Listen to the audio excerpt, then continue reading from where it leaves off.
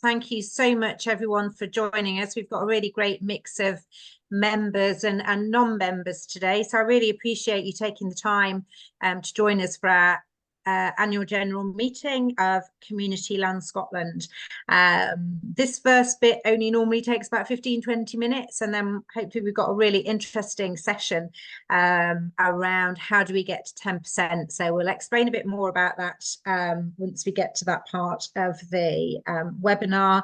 And we've got some really great speakers with us today. Sandra Holmes from HIE, who many of you will know, who's been involved in the community land sector for, I'm not even going to say how many years, Sandra. We've got Liz Peacock, who's joining us from the Kings and Lords Treasurers Remembrance there to talk about their new ownerless property transfer scheme. And we've got Dr. Dani Hutcheon, who is a research fellow at the Eunice Centre for Social Business and Health at Glasgow Caledonian University. So a really good range of speakers and a short panel discussion. So again, thanks for joining us all today. Josh is doing the slides for me, so thanks so much, Josh, for that. We've got a few apologies, so I'll just read those out quickly for the minutes. So Agnes from Golson Estate Trust, who's our Vice Chair, Miriam Beat from Peebles Community Trust, and David Leeds from Galgale, John Hutcheon, another name many of you will know from East Loch Harbour Community Trust, and Cal McFarlane from the Friends of Broadway Prestwick, one of our newer members. So those are the apologies, but again, really pleased to welcome so many of you here today. We've got an agenda of 4 more things we need to get through, which is on the screen in front of me. And the first is the approval of the minutes of the AGM that we held last year on the 11th of October. So I'm pleased to say these AGMs are getting earlier each year now. And what I'm going to need as I go through, and I'll perhaps look to CLS board directors who know the form of this, is for someone to approve and someone to second. So if you can put your hand up, so Meg and Jackie can just take a note of who is approving and who is seconding as we go along. So the first item that we need to approve is the minutes of that AGM last year. They were circulated out by Meg as part of the information pack for this AGM meeting. So I wondered if I could have someone to second and someone to approve and someone to second. I've got Kate's hand up. I'm hoping Kate that's an approval, and John seconding. Thanks very much, both of you. Okay, I'm going to move now on to the chair's report. Josh, if you can ping on my slides, that would be great. We've had, again, another super busy year for Community Land Scotland, and the period I'm going to talk to you about for the next sort of 5 minutes or so covers last financial year up until March 24, but also what we've been doing since then, because a lot of the preparatory work we did last year has now come to fruition this year. We have 2 sort of main functions, as you'll know, for Community Land Scotland. One is around our support and promotion work, which is supporting aspiring community owners and existing community owners, and also promoting the concept of community ownership across the whole of Scotland. 3 particularly interesting projects that we've been involved with here. The first was our annual conference, which we held in Perth. That was a new place for us to go this year. It's really successful. We had a sellout audience, again, of people from all over Scotland, a really good mix of members and non-members. And we were really pleased to welcome the Cabinet Secretary for Rural Affairs and Land Reform, Mary Goujon, who again recommitted the Scottish Government to their land reform agenda. Josh will be talking a wee bit about the land reform bill later on. I think we all wish it was more ambitious, and we're working to it being more ambitious, but we do have a great supporter in our Cabinet Secretary for the agenda and community ownership as a whole. We were also really pleased at the conference to welcome the new chair of the Scottish Land Commission, Mike Russell, who many of you will know.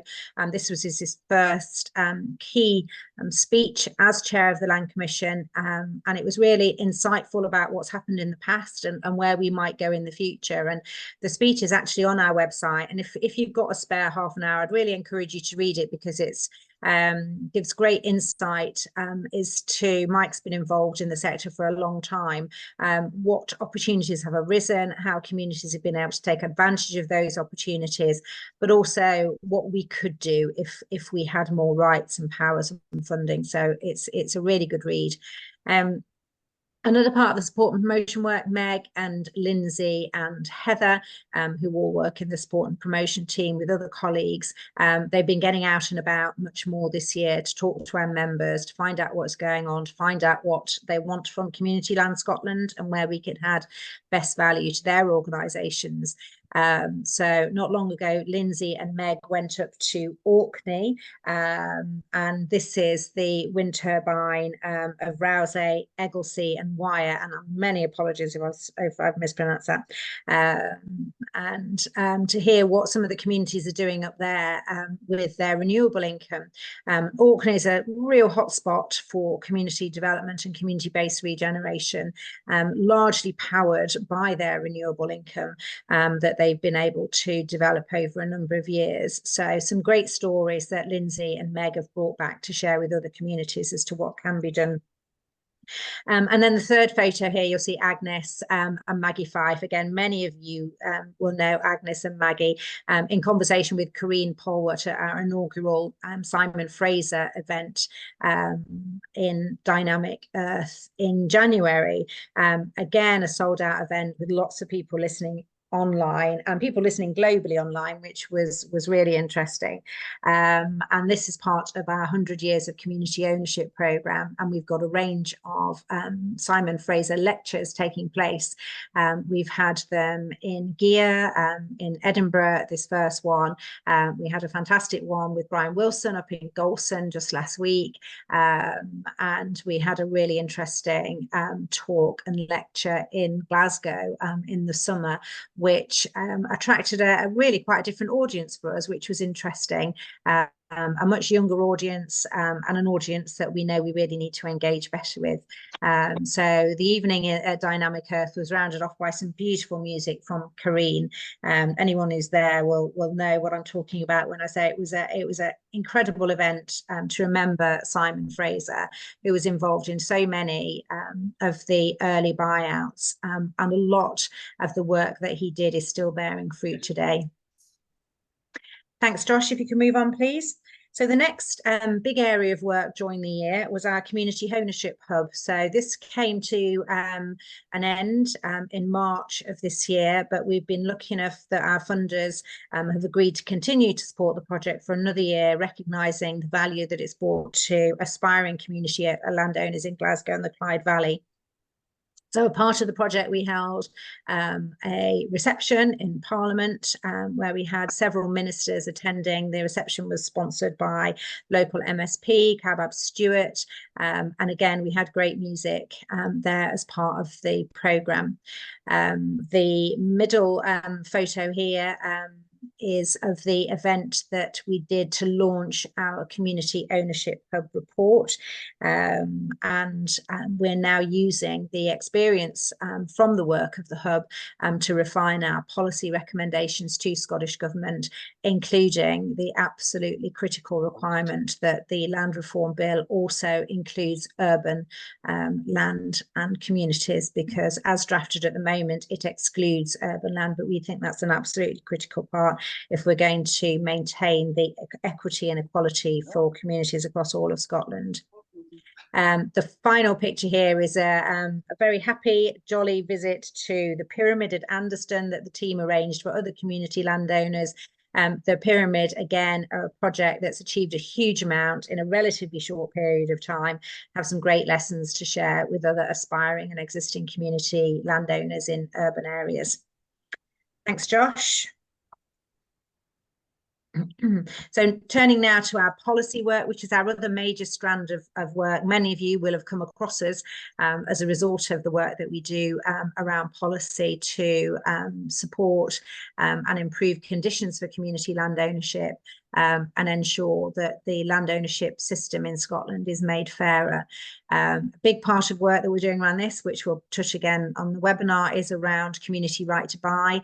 And the picture here is some support that the hub provided to Agnew Lane on their community right to buy journey to acquire land in Glasgow. We're also spending quite a lot of time at the moment with colleagues in Development Trust Association, Community Energy Scotland and Scottish Community Finance around community-owned energy, community benefits, and how we can ensure that communities all across Scotland can benefit from the energy transition. And I know that the issues around community benefit for onshore and offshore wind and the transmission upgrades will be very, very relevant to many people on the call today. And then we also this year launched a campaign around our 10% target, but also to both attract different audiences. I've already mentioned the work that we're doing to attract younger audiences, to get them to understand more about land reform and how they can ensure that their communities can acquire more assets to help with local social and economic regeneration, and also to raise the profile of land reform and community ownership amongst other key audiences. So we have Flora working with us at the moment, who's been responsible for the campaign, and that's really starting to bear fruit now in terms of social media interactions, and as I say, different people coming to our events. So great work that Flora is doing there. Thanks, Josh. Just want to touch briefly on some of our new members this year. We have Teeling on the left at the top, Glengarry Community Woodland at the bottom, got more in Stirling, and then Beetroot Arts. So a real mix of new communities and new members that are joining Community Land Scotland this year, who bring with them fantastic range of skills and experience, but also a fantastic range of challenges, which we're trying to help them through. Other new members this year, again, demonstrating sort of the breadth of membership, and particularly the geographic spread. Loch Winnock down in Ayrshire, Pitlochry up in Perthshire, and Uig, amongst others, Uig up in the Western Isles. So we're still seeing new rural groups joining us, which is fantastic, but also many more urban and peri-urban groups. Thanks, Josh. And we couldn't do any of this work without a fantastic range of funders who have been incredibly supportive this year. And many of you will be aware of the extremely difficult conditions that many community groups and intermediaries like ours are working under. So we're doubly grateful for the support this year. Scottish Government have continued to fund us to undertake our support and promotion work, to help with training for our members. They're also funding the extended Community Land Week, which is now Community Land 2 Weeks, or Community Land Festival, which is starting soon. And they also helped support the community hub work in Glasgow and the Clyde Valley. And again, as I've said already, we're using a lot of the research from that to help advise on policy recommendations. Our other main funders for the hub were the William Grant Foundation and the Tudor Trust, who again have been incredibly helpful and very flexible in terms of how we use their money to support urban community landowners. We were very lucky to receive a 3-year grant from the Esme Fairburn Foundation, which is supporting all of our policy work and some work around campaigns and PR. And again, they've been incredibly helpful to us, but also provide lots of support and advice, and are supporting us also in our strategic development. The National Lottery Heritage Fund and Creative Scotland have funded our 100 Years of Community Ownership project, which many of you will have seen as it travels around the country. And we're now in the archive curation phase, and Ian and Gavin and our new staff member Ryan there have been going great guns and getting out to see as many of our members as possible. We also receive funding from the Graduate Career Advantage Scotland to fund an intern post, and Scottish Community Alliance to fund lots of member visits. And again, I'm sure you're all aware of that fund, incredibly helpful to fund peer-to-peer mentoring projects. Thanks, Josh. So that's the end of my Chair's report this year. I know Meg has sent out a really detailed members report, and really urge you to have a look at that. There's some great stories in there, much more detail about what our individual staff members have been doing, and particularly around the hub and around the 100 Years of Community Ownership. Both of those are still ongoing at the moment. So I'd like to ask for someone to approve and someone to second the chair's report, please, this year.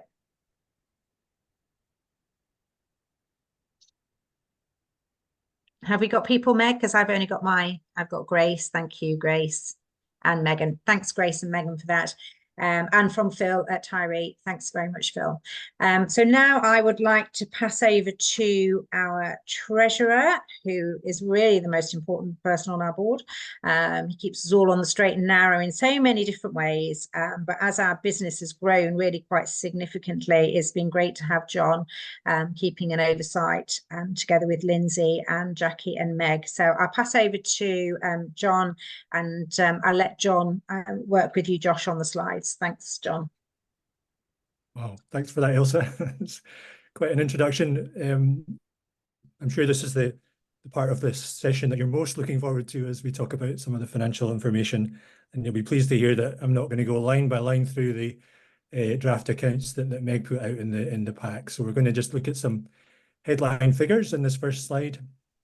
The income that we've reported for the year, so this is for the year to 31st March 2024, is the highest that we've ever recorded as an organisation, just short of 487,000, which is up 23% on the previous year.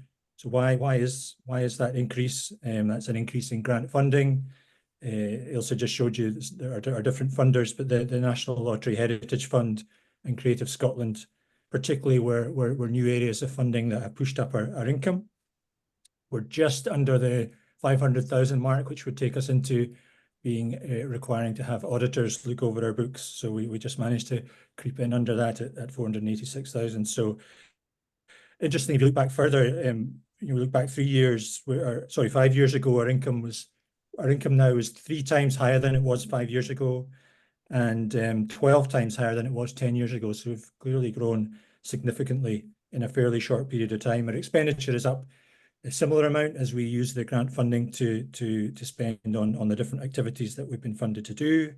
The third bullet point is our reserves at the end of our financial year. So that's our unrestricted money that we can do what we like with, that we keep in reserve just in case for a rainy day sort of scenario. And the good news is that's gone up from about 50,000 to 70,000 during the course of the year.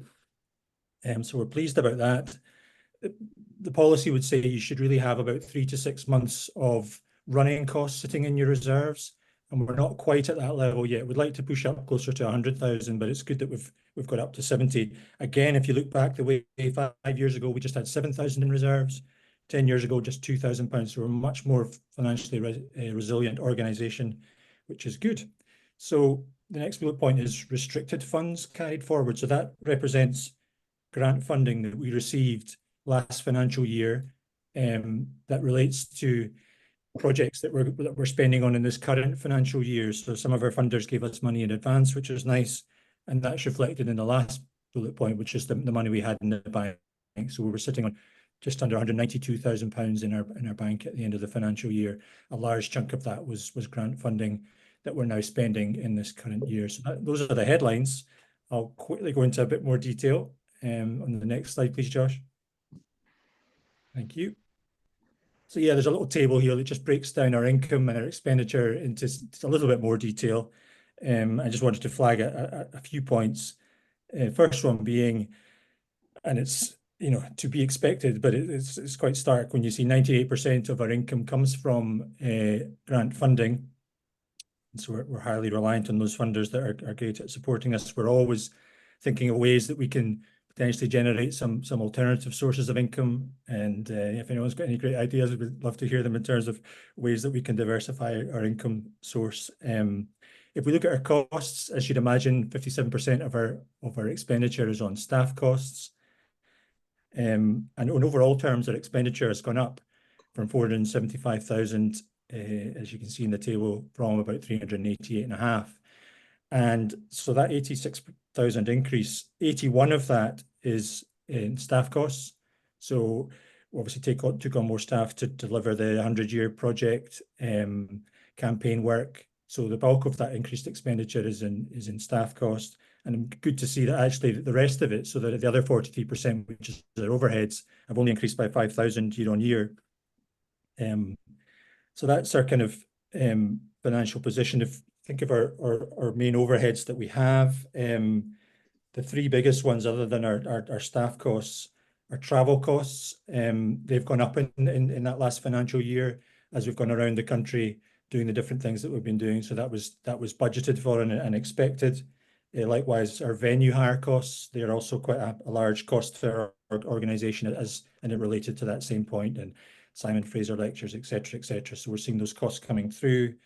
And lastly on that, there's a line in our accounts called professional fees, but it's probably not the best description. It's more the people that work with us, helping us in terms of delivering research, impact studies, policy work, campaign work, that are freelancers, consultants that help the staff team to deliver our objectives. So yeah, thanks to them for their support. And that just takes me to the next slide, just to conclude on the finances.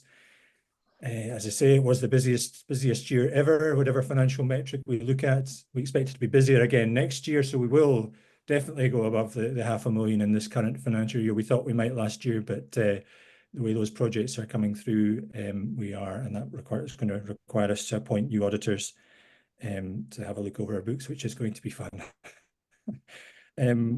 I would maybe slightly biased, but I think our finances are in good shape. We've got a healthy reserves position, but we'd like to have a bit more. And just lastly, a couple of thank yous. Firstly, to the Community Land Scotland staff team themselves. Thanks for all they do in keeping us on top of our finances. We made a bit of a bold decision during the financial year to stop using an external accountant that was helping us, and we're now doing it all ourselves, and it feels good to be doing that. And thanks to the team for all they do in that regard. Also, thanks to our accountant Jean Ainsley of Ainsley Smith & Co. She does a couple of things for us. She carried out an independent examination of the figures that are in the accounts that I'll be discussing just now, and she also produces the accounts into that required legal format for us. And we will be saying goodbye to Jean, because unfortunately she doesn't carry out audit services. So we'll be moving to a new firm to take on our audit requirements as well. So that's me in terms of the figures. That's great. Thanks so much, John, for presenting those. Right, before I ask for approval and seconds, can I see if there are any questions on either the Chair's report or the Treasurer's report? If you can put your hand up, and I'll rely on Meg to let me know if there is any questions.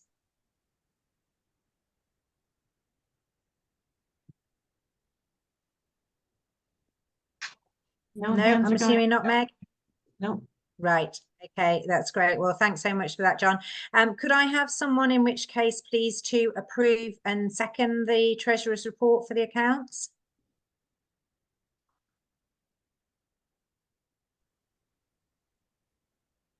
Okay, Meg, have we got that? No one yet. Megan is approving and Rachel seconding. And Rachel. Thanks so much, Megan and Rachel. And normally at this point, we would look to reappoint our accountant, but as John said, we need to go back out to tender because we will be going over the audit limit this year because of the number of projects we've got on. So we will not be reappointing Jean, but I'd like to echo John's thanks to Jean. It's also kept on the straight and narrow this year. So a last couple of items. The first is appointment of elected directors. We have under our Memonarts, directors have to stand down regularly and be re-elected.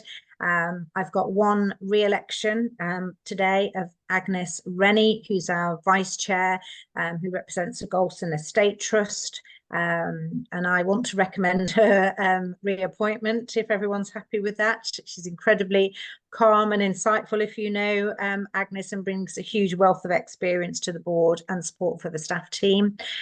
We have 2 other directors that we appointed during the year but need to be approved at this AGM. Megan McInnes from Applecross Community Trust, who many of you will know up in the Northwest, and Rachel Skeen from Ascent Development Trust, both of whom we're extremely pleased to welcome to the board. They bring a huge wealth of experience and skills in a whole range of different areas of work that are becoming more and more important to both Community Land Scotland and to our members. And they're also both very good at challenging the board and the chair on things, and that's just what we need on a good board, is people that will challenge. So what I'd like to do is get approval and seconds, please, to the appointment of Agnes, Megan and Rachel to the board, and either existing board members or other people, members on the call, can do that. If you could do that, put your hand up, please, so Meg can make a note. Thanks, John. Thanks, Grace. Okay, right. Any other competent business? Anything that anyone else wants to raise before we get on to our webinar discussion?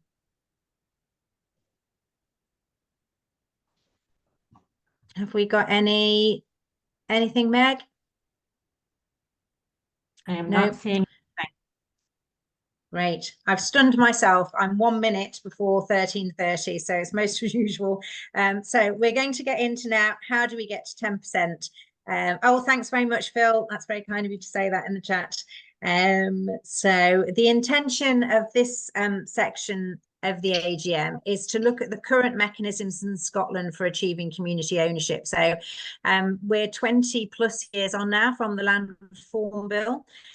The original Land Reform Act in 2003, and there's been some incredible successes which we're all aware of. I'm involved with one, EGG, which was pre that act, but they've gone on to do great things, and we can all reel off a list of wonderful communities, many of whom are represented on this call today. That's the good news. The bad news is we're still stuck at about 3% of total land ownership in community ownership. And certainly as a board, Community Land Scotland feel this agenda needs to move on substantially. We're all aware of what communities can do when they control local assets of importance, when they generate their own income, when they make decisions themselves about what happens locally and how that money is spent, and what that community-led social and economic regeneration can look like when it's led by communities. So we've been spending quite a bit of time this year thinking about how we move the agenda on, and that's reflected in both Lindsay's side of the business around support and promotion, encouraging more communities to come forward and think about buying assets. And also on Josh's side of the business in terms of what policy changes do we need to see. So we're all, anyone that's been through a community asset acquisition will know it can be pretty tortuous, and most people end up grey even if they didn't start it.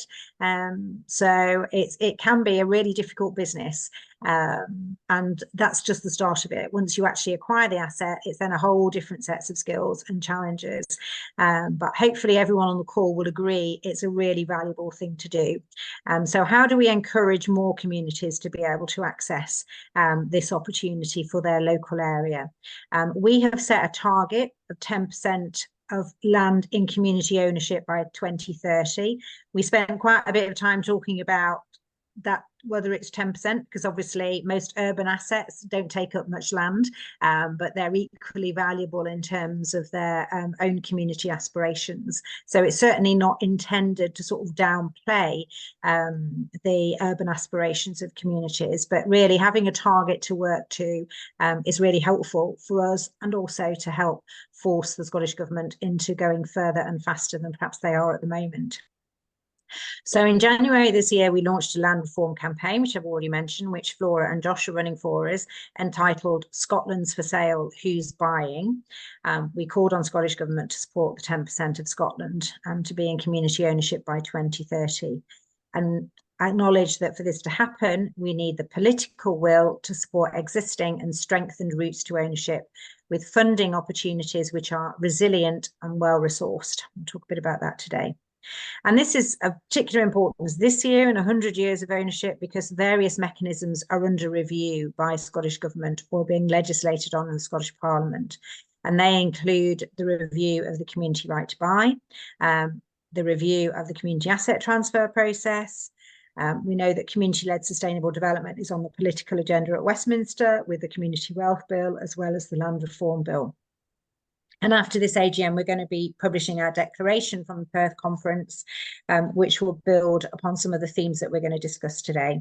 And we'll be looking to all of you as members and non-members for support as we ask for our 6 particular asks around financial sustainability for community development trusts, and further powers and rights for communities to be able to own assets that are important to them. So we're going to be coming back out to you quite regularly over this year, asking for your support in lots of different ways, and hope we can count on that. So first, I'm going to introduce to the speakers, and we've got some really interesting speakers today. They're only going to be speaking for 3 or 4 minutes each, so they'll probably speak as fast as I do because there's lots of information to get across to you. But what we really wanted to do is give a bit of time for questions afterwards, because some of this work is extremely current, and some of you, if you're not completely heads down in policy like we are, might not be aware of what's happening. So we do want to give time for discussion as well. So first, I'd like to introduce former and current colleague of mine, Sandra Holmes, who joined Highlands and Islands Enterprise in 2001 to support the work of the first Scottish Land Fund. She's now head of the community assets team at HIE, and she's been completely instrumental in shaping public sector support for community ownership projects across all of Scotland, both in her role at HIE, but also as in her role as delivering jointly with the National Lottery Community Fund, the Scottish Land Fund. I'm also pleased to have with us today Dani Hutcheon, and Dani is a research fellow. Dani works as part of the community's citizenship, or get my teeth around that, citizenship and participation research theme, lots of sh in there, at the Eunice Centre for Social, Business and Health at Glasgow Caledonian. And her recent research focuses on community empowerment, sustainability, health and well-being at a policy and practice level. She's recently published a really interesting report on rural assets, policy and practice insights on the devolved nation. So again, a comparative study about what's happening in Scotland, but what's happening elsewhere in the UK. Again, we'll put a link in the chat to that if anyone wants to have a look at Dani's research, but she'll talk a bit of detail about that and also what she's looking at in terms of community asset transfer. We've got Josh Doble with us.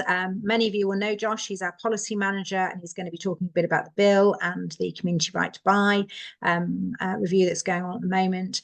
And then finally, we've got Liz Peacock. Liz is head of policy and communications at the King's Lords Treasurer's Remembrance. So great title. Liz will explain what the KLTR do and how they're relevant to the community sector now. And Liz has got a really interesting background. She's worked in policy for both Scottish and UK governments on education reform, tax simplification and government grant making, and prior to that she worked as a philosophy lecturer. So I'm not sure what she's prepared to answer questions on today, possibly just KLTR, but we'll see how we go. So there are speakers today. That's our panel. We've got the chat function on Zoom, and I'm hoping Meg is going to nod when I say if you've got questions, if you could put them in the chat, that would be great. But equally, once our speakers are all finished, I'll come out, and if anyone wants just to put their hand up, we can use that as well. But the chat function is there, as if we're going along, if there's things that you think of, I'd really just like to know a bit more about that, do pop it in the chat and we'll pick it up in the Q&A session at the end. Okay, that's great. Right, I think I have got first Josh, who is going to talk about Land Reform Bill and the Community Right to Buy review. Thanks very much, Josh. Yeah, thanks, Ailsa. Hi, everyone. Thanks very much for coming. So yeah, I'll start off by talking about the Land Reform Bill and Community Right to Buy review. Hopefully, this won't be too much of a downer. I'm just kind of providing a sense of where these two critical pieces of work are at. what the opportunities are, and kind of crucially, what hopefully can come out of this is thinking about how all these different mechanisms might actually be complementary and work together. So you've probably seen some of our comments on the land reform bill, you know, either in the press or things that we've sent out in newsletters and to members more generally. I'll whistle through this a little bit because I could talk about it forever, and I just want to provide a quick overview. But if you do want to know more, do get in touch. There's briefings that we've got on the Community Right to Buy review and on the bill, which are quite short and sharp, and I can share those with you. But to give you kind of a headline of our position on the bill, as you've probably heard, you know, we welcome any new land reform legislation, but this is really too weak to make any kind of meaningful impact upon the diversification of land ownership. However, we have identified kind of 4 particular areas I want to talk about briefly that we think might help further community land ownership. So the first would be getting a proper public interest test introduced. So at the moment, there's something called a transfer test. This needs to be reframed as a public interest test, which centers the public interest as community right to buy and all other land reform legislation does, that would make an assessment of the people who are buying significant land holdings in Scotland. And so the second point is the threshold for this public interest test to apply. So as Ailsa mentioned, at the moment, it doesn't include urban, and it's only focused on land holdings over 1,000 hectares. So we want to see that threshold brought down to 500 hectares, also 25% of an inhabited island, and include this idea of sites of community significance. So this would be areas that can be identified by communities, possibly then either ratified by a planning authority or the Land Commission, but it would mean that all areas of Scotland, urban, peri-urban, villages, towns, cities, have a dynamic mechanism for identifying sites and then getting land reform legislation applied to it. SRUC have done a piece of research on this. The bill team have asked for further research on this. The Land Commission mentioned it in their evidence session back in June, so there's hope there's a bit of movement behind this idea. The third mechanism that might be useful is the lotting process. So this would be, as part of a public interest test, the potential that a land holding over 500 hectares, for example, could have parts of it lotted into smaller parcels that then communities could access for their own ends.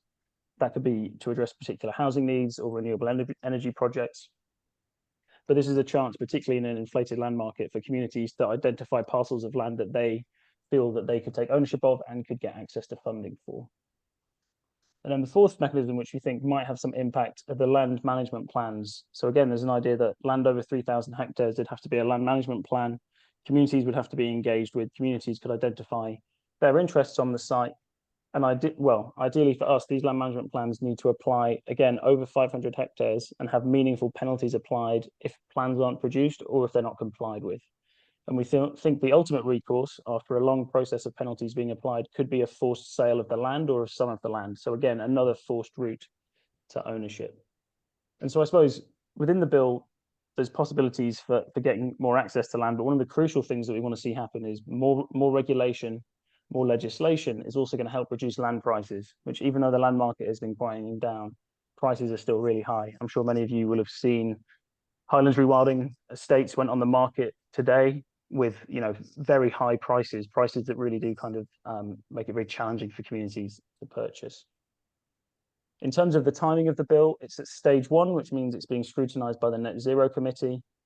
They've been dealing with other legislation, so it's not being looked at again until probably the start of November, with stage 1 finishing sometime in the spring next year. So realistically, we're looking at least another calendar year before the bill is going to be close to being enacted, which is maybe good because it gives us lots of time to feed into the process and to build the case for the government being more ambitious. And there certainly is a coalition of organisations, including the Land Commission, who are pushing for it to be more ambitious. So hopefully that was a detailed but not too long potted take of the land reform bill. And then the community right to buy review. So you might have heard that the government have launched a review of all of the community rights to buy. We're very welcoming of this. We think there really needs to be a review. As some of you will know, because from your own experience, community right to buy is kind of juddering along. It's not really working as it should. For example, in the land fund at the moment, Sandra could talk about this, there's only 5 community right to buy applications out of a pipeline of 288. It's just not delivering a transfer of ownership from private hands into community hands as it should be. So we welcome the review. We are disappointed that it's not taking place independently. It's also not being picked up by the land reform bill. We've got some concerns about the ability of the government team who are overseeing it to properly interrogate internal processes and internal legal advice that they're getting. So what we're focused on at the moment is trying to get the review as independent and robust as possible. Make sure that the consultation, which is going to start in spring next year, and we're feeding into the pre-consultation process now, that consultation addresses the key challenges and asks the public for their feedback, to make sure the findings and the recommendations, which are going to be reported at the end of next year, would actually make a meaningful difference. And then be advocating for the key political parties for us, which realistically is the SNP, the Greens and Labour, to make sure their 2026 manifestos have really clear commitments to action the findings from this review. Because the review is going to actually, the findings are actually going to have an impact after the next election, we do have to have half an eye on all the other political parties as well. So it's a slight fudge, the fact it's not going to be sorted out in this parliament. And in terms of the kind of things that members have come back to us on, so there's legislative issues. We've broken it down into legislative issues, administrative issues, internal processes and legal advice, a lack of policy alignment, and the kind of legal precedents that have been set. I'll stop now just to give other people more time, but just to say that the review, our initial review and feed into the pre-consultation process is live for another week. So if you have anything that you want to raise, loads of our membership have come and spoken to me, and we've had some really productive and troubling conversations, but that call is still open. So do still get in touch over the next week or so. Thanks.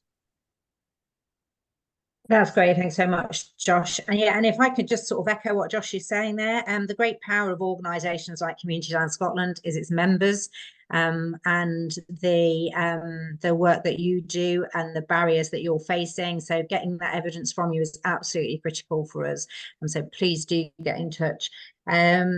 Okay, I'm now going to hand over to Liz Peacock from the King's Lords Treasurer Remembrancer, and Liz will give you a bit of background to the organisation and the new scheme. Thanks very much, Liz. Thanks, Ailsa. I'm going to start by just saying what the King's Lord Treasurer's Remembrancer is, because it's probably something that most we tend to find most people haven't heard of us.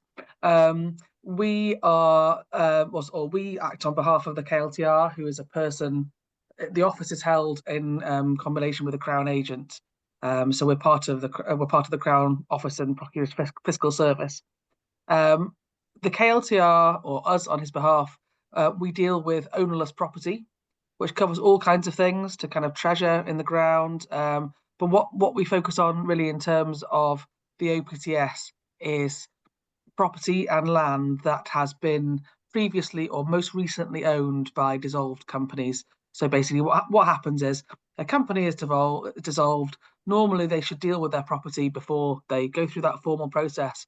But a lot of the time, for various reasons, they don't. And it ends up, as they say, falling to the Crown.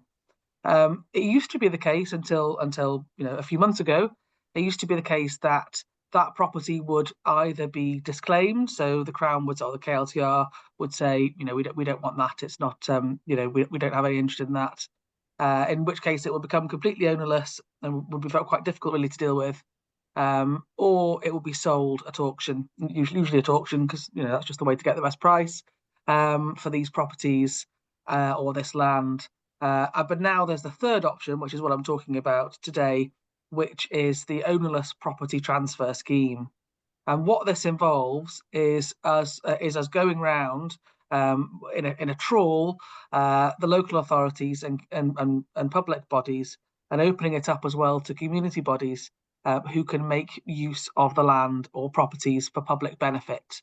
If an application is successful, then we transfer that for a nominal sum, which means in this case, £1 for legal reasons I can't now remember, and our external legal costs, which normally amount to a few £1,000s.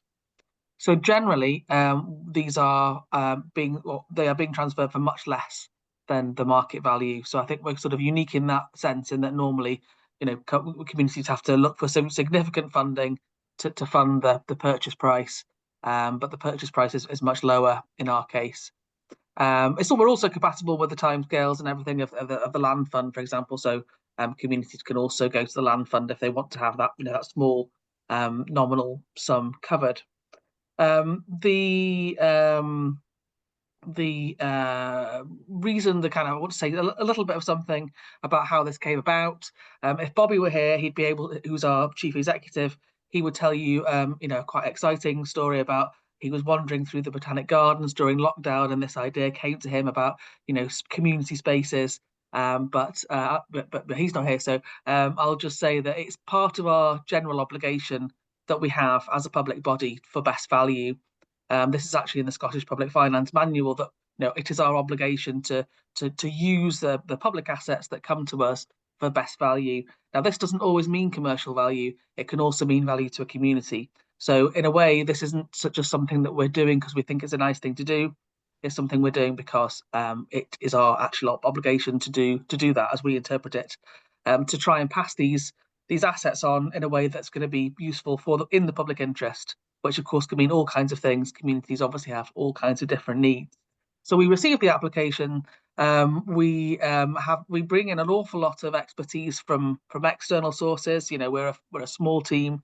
There are just 2 people working full time on this scheme, and so we rely on a lot of help from the network that we've built up during the genesis of the scheme and during the sort of fairly short period of its running. It's just 7 months now.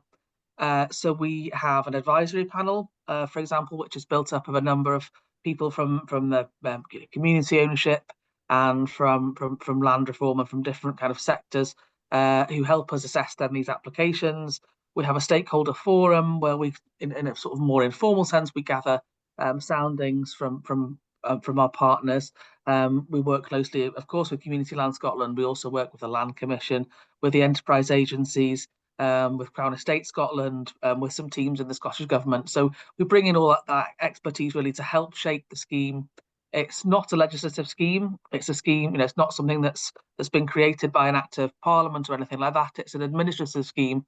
So we have a lot of freedom within certain parameters. We have a lot of freedom to change it and to adapt it. And, you know, we're always in that kind of listening mode to find out what we can change and how we can make it as accessible as possible. This, you know, creating as many opportunities as possible to bring this land and buildings back into public use is written into our strategic objectives as an organisation. It's something that's absolutely central now to what we do. But as I say, it is a new area for us, so we do rely on our stakeholders and delivery partners to help us you know, facilitate this. So that's how OPTS came into being and what it is. The present of OPTS, so we've been, it's actually our 7-month birthday today. We launched on the 1st of March. So far, we've made 4 positive decisions and or sort of transfers for land and buildings. 2 of them to community groups. One very recently has actually been in the press recently, to Campsie High Kirk, which is in Lennoxtown. A beautiful ruined church, which is now going to be transformed into a community art space. We've also transferred very recently a piece of land, which was a former filling station in East Ayrshire, in Muirkirk. We've transferred that to the community to form a green space. They're going to make a picnic space with various planters and just, you know, to make it an attractive space. And we've also transferred a piece of land in Edinburgh to Edinburgh Council to help them create some affordable housing, and also an old hotel which had been, you know, unused for decades. That's been transferred to Falkirk Council for them to. They've actually knocked it down, and they're going to make a green space there. So that's what we've done so far, as it were. Those things are either about to be transferred or have been transferred. There's more properties in the pipeline. We're finding that it's a kind of a bit of a virtuous circle, that as people hear more about us, they make their applications, and then that perhaps gets more publicity, and then people make more applications. So it's gathering pace. We always thought that it was going to be more of a slow burn, perhaps, than an immediate avalanche, because of course it takes time for people to get their applications together.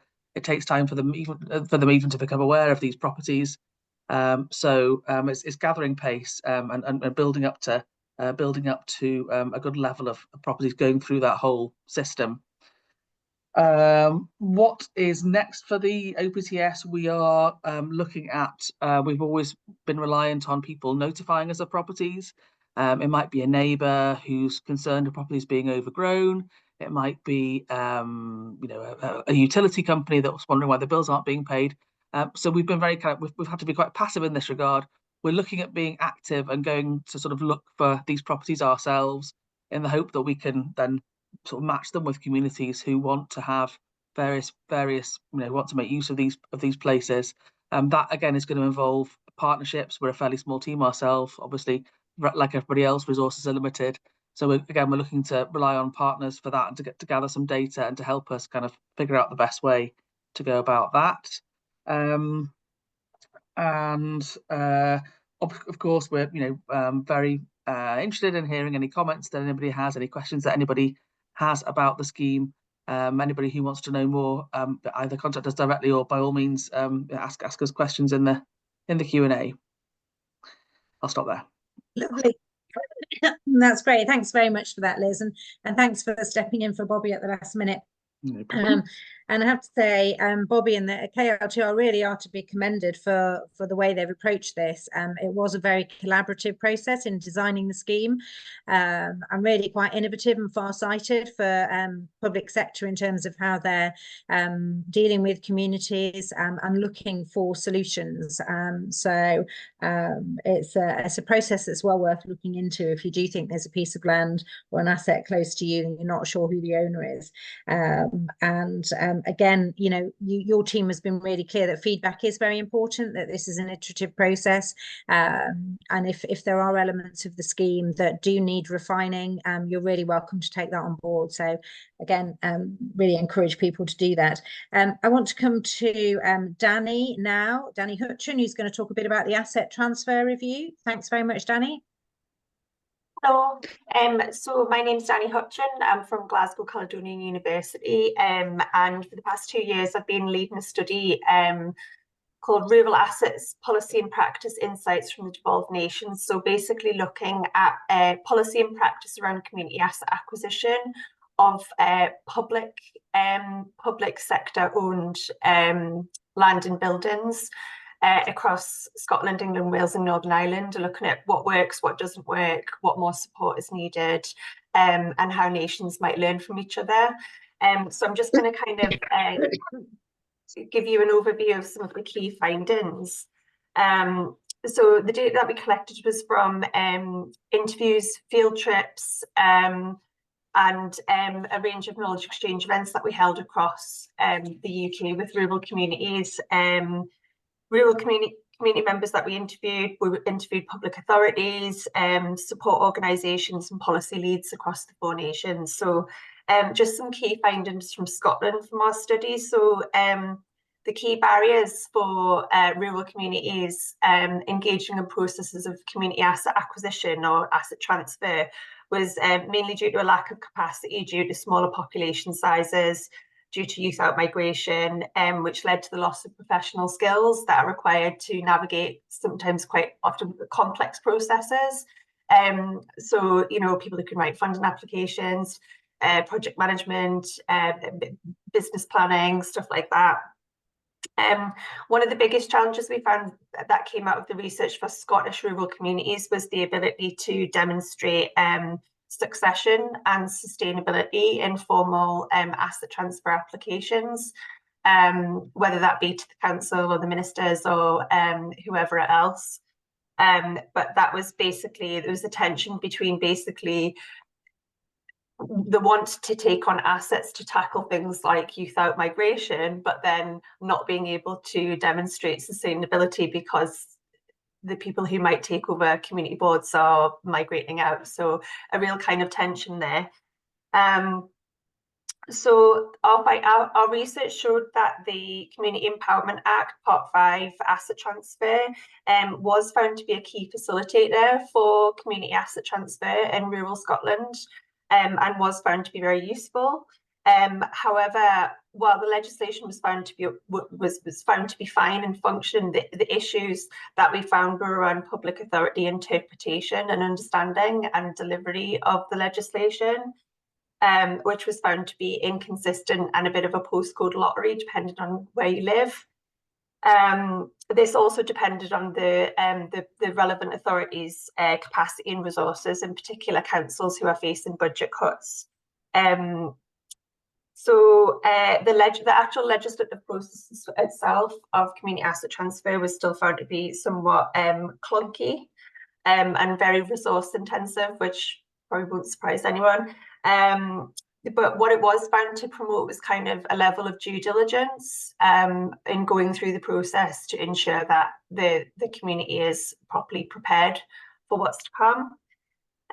So key facilitators in Scotland for rural communities going through the asset transfer process, as well as the legislation, the Scottish Land Fund was found to be fundamental to the expansion of community ownership through asset transfer.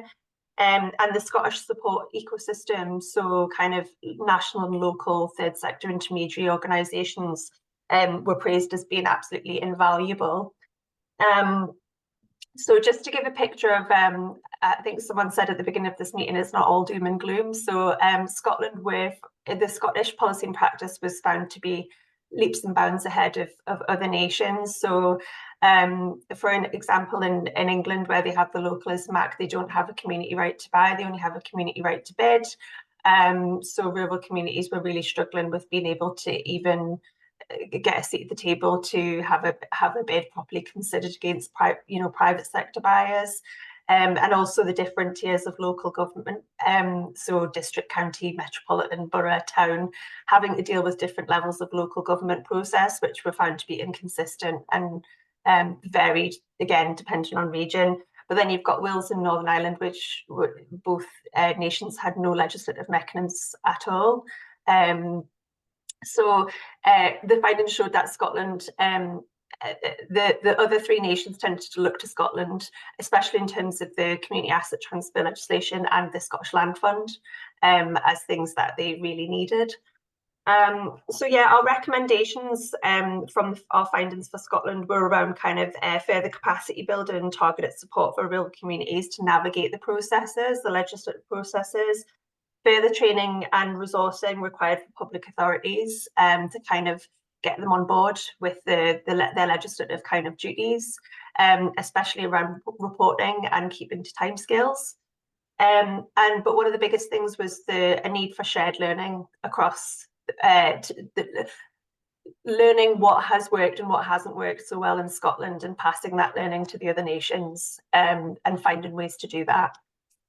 So just to say that was these are just findings from our academic study, but I know the Community Empowerment Act Part 5 Asset Transfer Scottish Government review is due to come out pretty soon. So I think there'll be other kind of findings from other studies and research that's been done that'll be fed into that as well.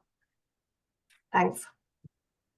That's great, Dani, and a really complex subject covered very well in a very short period of time. And I think what we're finding, and anyone that's been involved in these processes really understand that the concept is good and the intent is good, but it's the implementation is where it falls down, and that's for a whole range of reasons, as you've identified. So thank you. Just can we come back very quickly to Josh on the CPO review and what's happening with compulsory sales orders, and then we'll talk a wee bit about funding opportunities and get into Q&A. So thanks, Josh. Yeah. Thanks, Ailsa. And just quickly on asset transfer review, the Scottish Government team confirmed that they're going to have findings out by December, which they'll share with us, and then we'll share more widely with the membership. And yet, speaking of the Scottish Government, I just wanted to touch on two potentially exciting mechanisms, forced sale mechanisms, so a compulsory purchase order and compulsory sales order. These are really targeted at addressing issues of vacant and derelict land and unproductive use of land. So there is a compulsory purchase order review happening in the Scottish Government at the moment. This is to streamline and strengthen existing powers that acquiring authorities, which really means kind of local authorities, already have, but they're not using. So it's assessing, why aren't these powers being used? So this is really to buy land and buildings to meet public interest needs and bring it back into use. So this can be for housing or infrastructure, or like where I live in Glasgow, when it's like a block of flats that they feel could be better managed. So the team leading the compulsory purchase order review seem very capable. Ailsa and I have chatted to them. They seem like they've got their heads switched on. The advisory group on the review is being led by Rosanna Cunningham, who some of you might know from previous land reform bills, who seems to be politically committed to making these things work. Two things that are of particular interest, I think, for us and for community ownership that the team are looking at ways, and actually, as Dani was saying, they've looked at a successful review that's happened in England and have got learning from England and brought it up here, that there's no need for ministerial oversight on decisions for a compulsory purchase order if there's no appeal. So if the landowner hasn't appealed against a decision, then that process should just be able to happen. They're also looking at means of making a back-to-back CPO work. So that would be local authority in conversation with a community organisation and saying, you know, we are going to do this CPO. Do you want to then purchase at whatever price that particular land or buildings off us if you have your own development plans? So they're keen at getting that lined up, I think, because local authorities don't want to be purchasing land and assets unless they've got a clear sense of what they're going to be doing with it. The other mechanism, a compulsory sales order, is slightly different in that it is a forced sale mechanism usually operated by a local authority, but they don't have to actually purchase it themselves. It gives them the right to force a sale by public auction. This is quite exciting because it means that local authorities don't feel like they're taking on a particular burden, but there's a means of getting unproductive land back into good use. There's been a commitment from the SNP government for this since 2016. There's a chance now it might be coming in the Community Wealth Building Bill, which is going to come before the end of Parliament, which is a potentially exciting piece of legislation. We can probably update you on at a later point. These kind of ideas of forced sales, we think are particularly exciting because it's a means of kind of stepping outside the existing market and stepping outside the existing land ownership pattern and putting more pressure on. Obviously, there's some community right to buy mechanisms, which I think some of you are probably familiar with, in right to buy for further sustainable development, right to buy abandoned and neglected land. Those haven't been used. We're waiting to see if Poets Nuke have successfully used the right for further sustainable development in Fife. So there's a community angle to this as well that we're going to feed into the review. And I suppose there's two kind of particular questions for us thinking about, you know, getting to 10% in community ownership. Really, CPO and CSO are envisaged for quite small sites, and they're typically thought of as being in VDL and in urban areas. And the other one is that often in both of these cases, it would be possibly community organisations up against other developers or interests who have their own ideas for the site. So they're part of kind of a wider land reform agenda, but how they fit into our particular aims for community ownership, we're going to have to try and kind of wait and see. Thanks, Ailsa. Thanks very much, Josh. And just a reminder, if you have got any questions or thoughts on Ownerless, do put this in the chat. So just come over to Sandra quickly. I suspect most of us know about the Scottish Land Fund, but a quick update, Sandra, would be great. Thank you. Yep, thanks, Ailsa. Yes, I think this audience will be quite familiar with what the Land Fund is all about. So I thought I would just give some headlines as to where we've been active and where our investment has been delivered. So as you'll be aware, the Land Fund is a Scottish Government fund and it's here to support communities to buy land and buildings.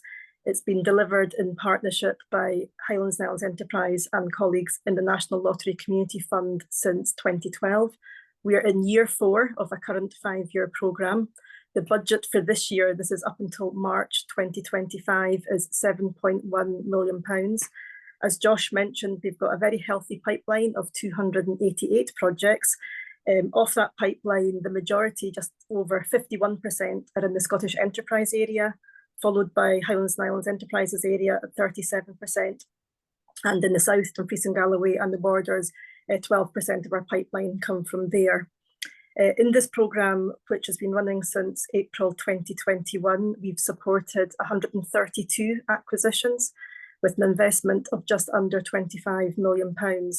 And here is actually the high area that tops the leaderboard in terms of successful projects at 61%, followed by 34% in the Scottish Enterprise area and 5% in the South of Scotland Enterprise area. We've only had 6 unsuccessful projects over this timeline. So on the whole, good projects are being funded by the Land Fund where budgets allow. The Land Fund is for the whole of Scotland, but demand is stronger in rural areas. 76% of our pipeline and 83% of our acquisitions are in rural Scotland. And as has been noted already, in terms of legislation, we're really seeing very few projects coming forward using the community right to buys, but we are seeing a lot of asset transfer cases. About 40% of our pipeline currently is looking to purchase public assets. Not all of those are going through the formal processes, but quite a substantial number are. And just to finish, you can apply for up to £1 million through the Land Fund. although our average grant's about 150,000, and typically our awards range from 15,000 up to about 650,000. I'll just finish there. I'm happy to answer any questions later on. That's great, Sandra. Really interesting range of statistics there. I was surprised by how few there are in South Scotland. I'm looking at Grace; she's on the call right in front of me. Yeah, it's a great scheme, the Scottish Land Fund, and I think what adds massive amount of value to it is the support of the SLF advisors that will help talk you through projects and give you advice on what's eligible, what's not eligible, but also put you in touch with other communities that have bought similar assets. So again, if we've got anyone on the call that hasn't looked at the Scottish Land Fund yet, the website is really good, but getting in touch with your local SLF advisor is absolutely invaluable. So I just wanted to touch very quickly, just conscious of time, on some work that Community Land Scotland have been doing with some colleagues at the Development Trust Association and Community Energy Scotland and the Scottish Communities Finance. So most people around the table here will be aware of what's happening in the energy transition, the move to renewables, move away from oil and gas, and the policy that both Scottish Government and the UK Government are pursuing around community benefits.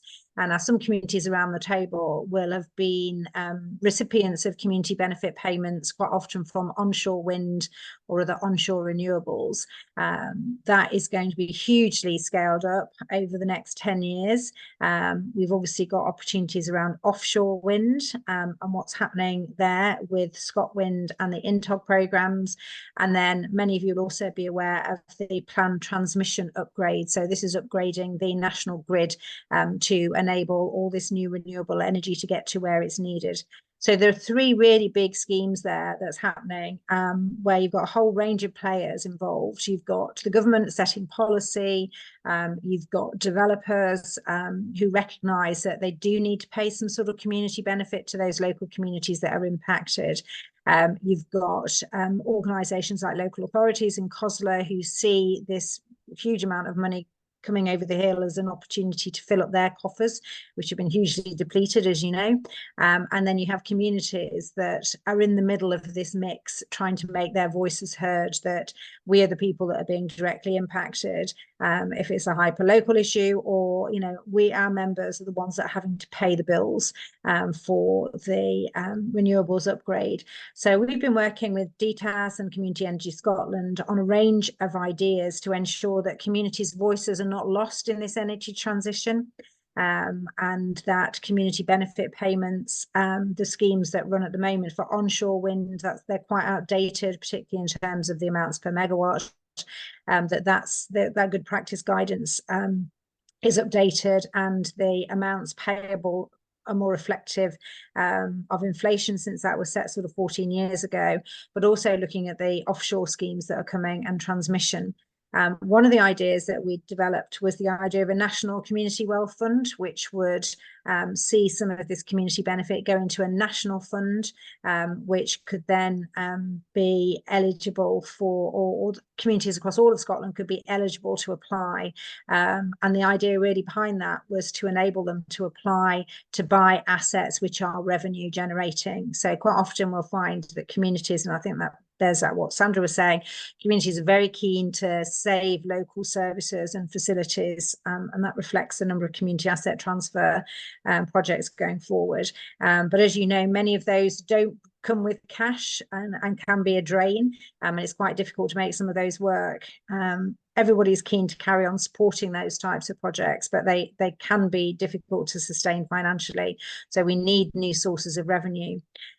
So the idea behind the National Community Wealth Fund is that an element of community benefit would be placed into what the sort of equivalent of the Norway Sovereign Wealth Fund, which they've used really successfully and built up over 20, 30 years, to create a long-term sustainable revenue stream for communities to use to acquire revenue generating assets, so assets that actually make money for you.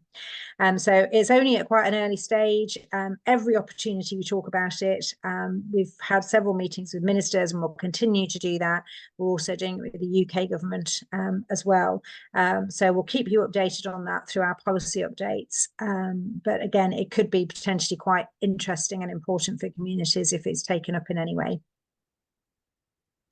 Okay, so that's the end of sort of the presentations. Hopefully you found those useful and a good overview of where we are with the different mechanisms to ownership and Sandra's figures on the Scottish Land Fund. Now, has anyone got any questions? I know that was a huge amount of information. You're probably just all taking it in at the minute. But if anyone's got any questions, please do put them in the chat. I'm going to kick off with one particular question that I had, and we've sort of touched on it already, but about barriers to participation. And I'm perhaps going to come to Sandra first and say, you know, you've got such a, I don't want to say many years, Sandra, because that'd be a bit rude, but such huge experience of communities looking to buy assets, be that sort of massive estates or individual halls. And what do you find to be the main barriers to participation in terms of getting communities involved and then moving projects forward? Thanks. Yeah, thanks, Ailsa. So I think coming at it, I suppose, from a land fund perspective, I think the land fund itself is quite an accessible fund. We do have a big reach. And as you mentioned, we've got the advisors out in the field supporting communities to come forward with good projects. But I think looking back on my long career, as you've noted, things seem a lot more competitive just now in terms of just the volume of projects that are coming forward and the funds that are available. So whilst I mentioned the land fund has got a very high success rate, you know, as things go forward, when we're seeing greater demand and also less funds available to invest in communities, it does mean that's going to be a barrier to some communities. Unfortunately, you know, whilst many good projects will be supported, some good projects will just not manage to get the funding. I think the land market is changing as well. We've seen a big change, particularly in rural land over the last 5-7 years, partly driven by demands to do with natural capital. So it means that the rural land market is operating at a pace that communities generally can't keep up with. And also property prices, both rural land and also urban assets, are commanding high prices, which makes it more challenging for communities to pull together a funding package to enable the purchase. And I think another sort of key area that's a challenge at the moment, and it's been here for a while and I'm sure it'll continue for quite some time, is the post-acquisition support environment. It's not often that a community buys an asset, often a building that's in fit for purpose condition in terms of what they want to use it for. And whilst the land fund is an enabler, and it's really good that came through strongly in Dani's research, the land fund helps you to purchase it. It's what you do with it post-purchase that really delivers the community benefits. So I think the lack of post-acquisition funding and having a dedicated fund to support that has been something that's been lacking within the sector for quite some time.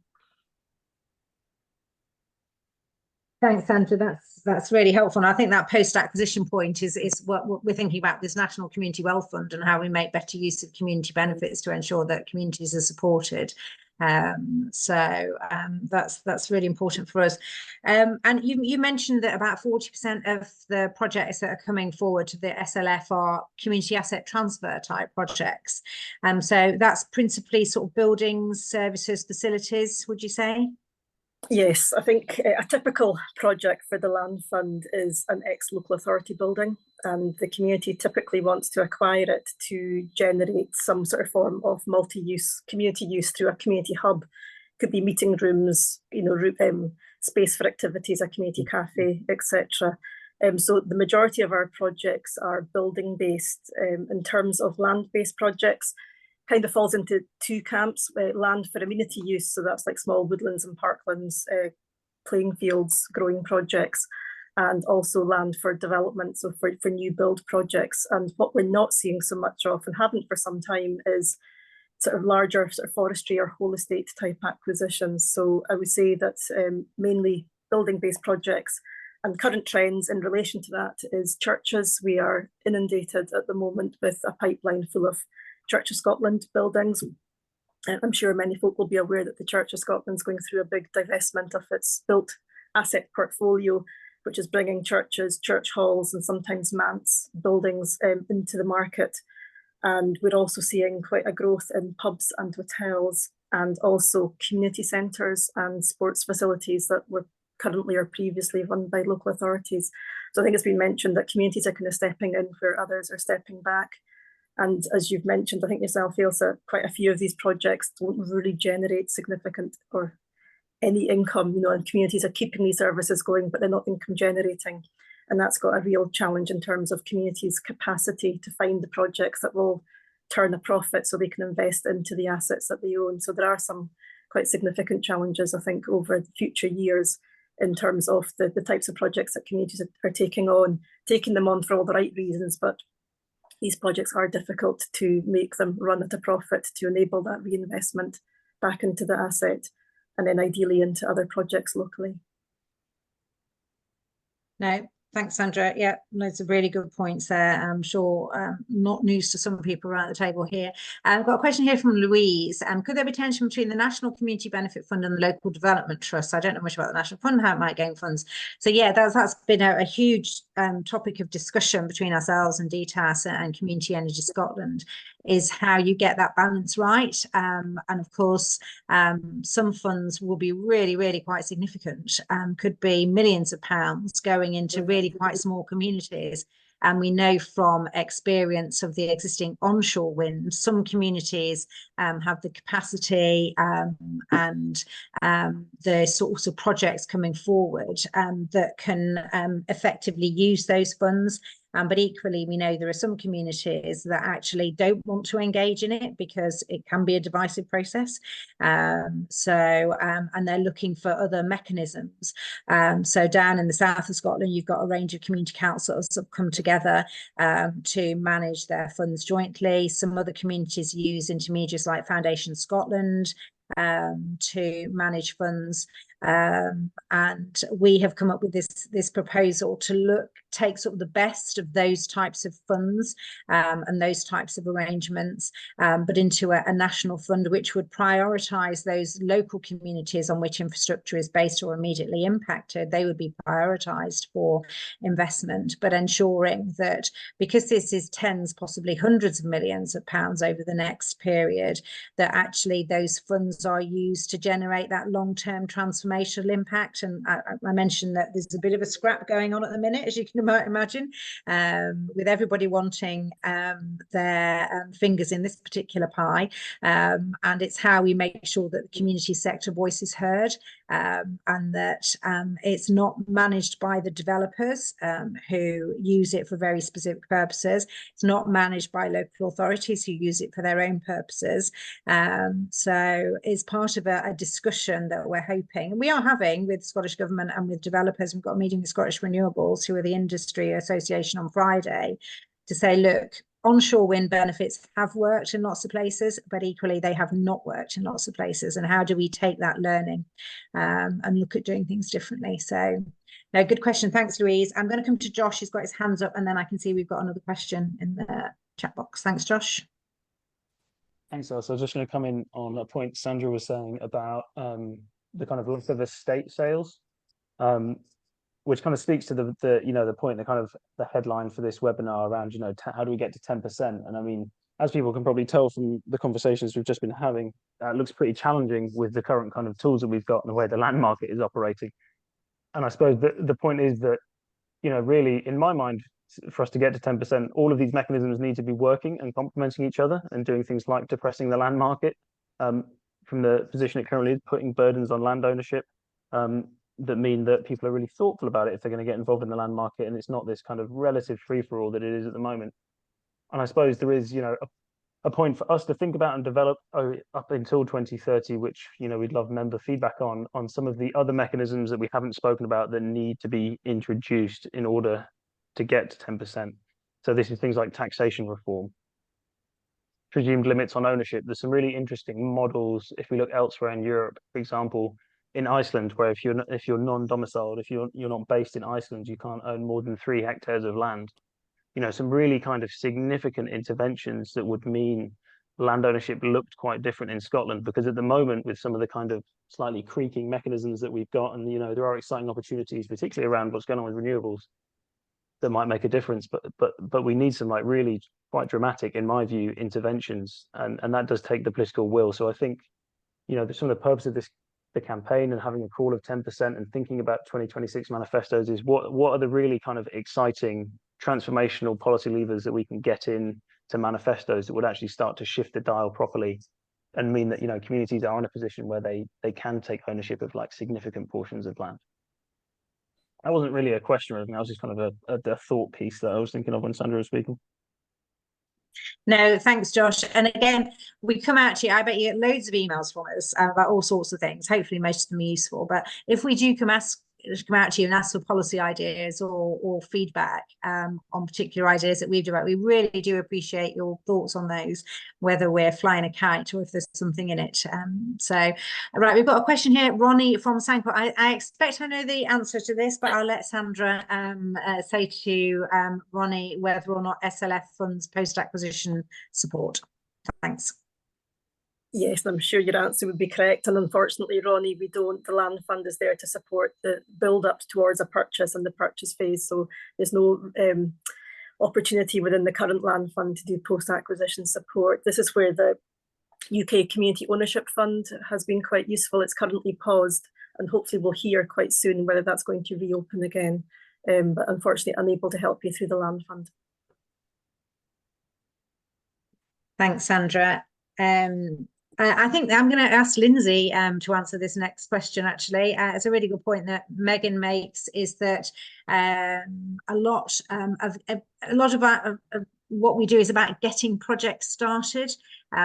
So it's about that confidence to start the process. So Lindsay, what can be done to help boost community confidence to start the process, particularly in areas of multiple deprivation, and hopefully some of our hub findings would help here. So over to you, Lindsay. Yeah, we've got a lot of learning from the work that Heather did and Kerry as well on the hub in Glasgow and Clyde Valley over the last 3 years. We already knew that there was a gap between communities looking to buy assets getting to the point of the Scottish Land Fund. And we've been able to find more information about that's partly down to confidence, but there's also a lot of other factors that stop communities going ahead. So it can be burnout from not getting the right support. It can be difficulty raising, you know, the few £100s you might need to your community engagement and so on. So that's something we're hoping to do more research into over the next couple of years, so that those communities are not facing those barriers in the future. Thanks, Lindsay. And again, the hub report, or certainly the summary of it, is on the website. And again, perhaps Heather or Meg, you could just put it in the chat now, if people do want to have a link to it. So some interesting ideas in there. Just because we're coming to an end, and I just wanted one sort of final question, possibly to Liz in the first place, about what do you think success would look like for the ownerless property scheme? What are your aspirations, KLTR aspirations for it? So we don't have anything sort of targets, sort of numerical targets in terms of, you know, numbers of applications or whatever, or numbers of property. It's really about us maximising the opportunities, and I guess that depends on the individual communities and what you know, what they need. But we are doing some work on VDL.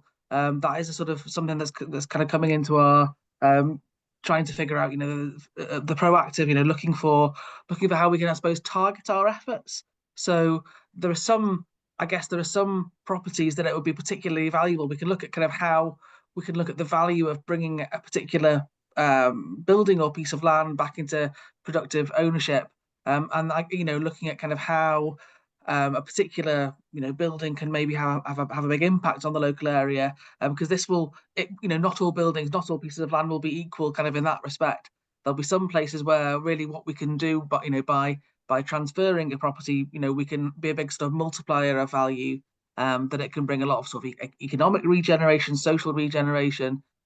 So I think, you know, having limited resources, like everybody has limited resources, it's all finite, but being quite a small team and being quite at the beginning of this, you know, the OPTS is definitely kind of here to stay, but we're just at the beginning of that journey. Looking at how we can kind of target that is also, you know, is one sort of avenue we're looking at to how we can make as big an impact as possible, really. So I suppose that's, you know, what success would look like for us, targeting that and, you know, bringing the resources that we have.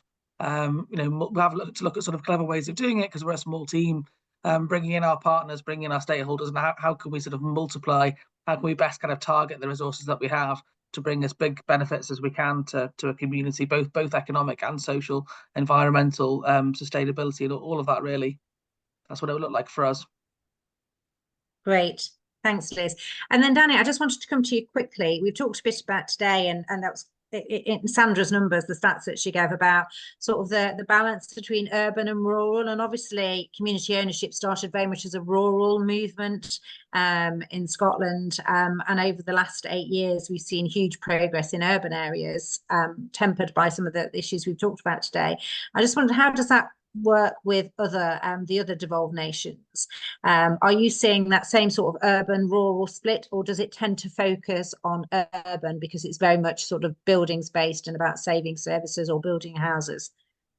I think what we found in particular in England is mainly an urban focus, but that's because of the role of parish councils in England and in parts of Wales. So there's kind of, in England, there's more stewardship by parish and town councils of assets, which makes it less clear because there's not a great deal of knowledge and understanding of the role of parish councils. And a feeling that in rural areas, the parish councils represent the community anyway. So it's kind of seen as a form of community ownership. So it's quite blurred in many ways. So in England, I would say the focus has mainly been on urban. But in Northern Ireland, there's quite a big focus on the development of the use of rural assets, in particular, as I mentioned, to tackle youth out-migration, but a focus on kind of ex-police buildings and buildings that relate to the Troubles, and how to communities to gain access to them for a positive transformation in rural areas. No, that's super interesting. Thank you. Well, we've put the report in the chat, so I really encourage people to go in and have a look at Dani's work there. So we're just coming up to the end of time. Thank you so much for everyone for joining us today. Thanks in particular to Liz and to Dani and to Sandra for coming along, sharing their experience and taking a few questions. Thanks very much to Meg and the team for organising the AGM and the webinar, and we're all glad that's it now for another year. And thanks to John for the accounts again. Really lovely to see so many of you. Thanks for joining us today. Hopefully we'll see you on our out and about travels. Meg and Lindsay are coming out and about over the winter, trying to get some feedback as to what you want CLS to be doing over the next wee while, and are we focusing in the right areas. So if you get the chance, please do feedback to us. It's really important that we're a membership based organisation and we do what our members want us to do. So lovely to see everybody. Enjoy the rest of the afternoon, and can I just say, CLS board members, can we just stay on for 5 minutes please? That would be great. Nice to see you all. Thanks again.